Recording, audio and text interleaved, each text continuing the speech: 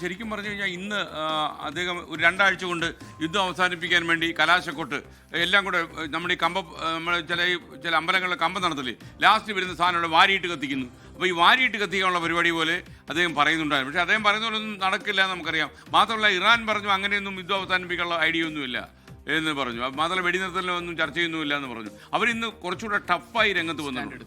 മാത്രമല്ല പറഞ്ഞ ഒരു ഡയലോഗ് എന്ന് പറഞ്ഞാൽ ഇറാന്റെ മണ്ണിലേക്ക് കരസേന വന്നാൽ ഒറ്റ ഒരെണ്ണത്തിനെ തിരിച്ചയക്കത്തില്ലെന്നാണ് പറഞ്ഞത്.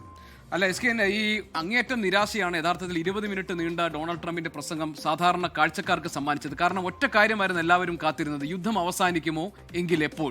അതിനൊരു വ്യക്തത വരുത്താൻ ഡൊണാൾഡ് ട്രംപിന് കഴിഞ്ഞാൽ അദ്ദേഹം പറഞ്ഞുകൊണ്ടേയിരുന്ന കാര്യങ്ങൾ വീണ്ടും ആവർത്തിച്ചു. മാത്രമല്ല ഇനി അങ്ങോട്ടും തുടർന്നും ശക്തമായ ഒരു ആക്രമണം ഉണ്ടാകുമെന്നുള്ള സൂചന കടക്കുന്നുണ്ട്. ഇറാനെ ശിലായുഗത്തിലേക്ക് അയക്കും എന്നതാണ് ഇനി വരുന്ന 2 ആഴ്ചയ്ക്കുള്ളിൽ. എന്ന് പറഞ്ഞാൽ ഒരുപക്ഷെ കനത്ത ആക്രമണത്തിന് ട്രംപ് തയ്യാറെടുക്കുന്നു എന്നൊരു വ്യാഖ്യാനമാകാം. പക്ഷേ അമേരിക്കൻ ജനതയ്ക്കും ലോക ജനതയ്ക്കും അറിയേണ്ടിയിരുന്നത് എന്താണ് ഇനി അമേരിക്കയുടെ അടുത്ത നീക്കം, സമാധാനത്തിന് വേണ്ടി എന്തെങ്കിലും ഒരു നീക്കത്തിലേക്ക് ഡൊണാൾഡ് ട്രംപ് കടക്കുമോ എന്നാണ്.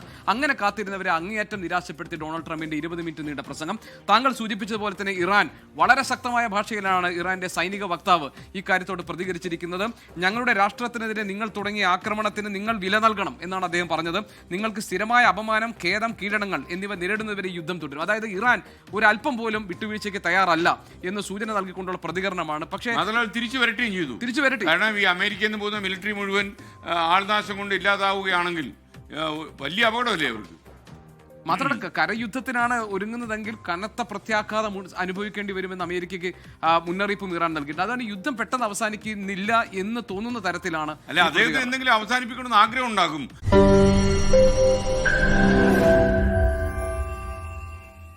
ലോകത്തെവിടെയായാലും ഏത് സമയത്തും 24 വാർത്തകളും ഓഗ്മെന്റഡ് റിയാലിറ്റി പാക്കേജുകളും എക്സ്പ്ലെയിനറുകളും വിശദമായി കാണാൻ ഞങ്ങളുടെ യൂട്യൂബ് ചാനൽ നിങ്ങൾക്ക് സബ്സ്ക്രൈബ് ചെയ്യാം.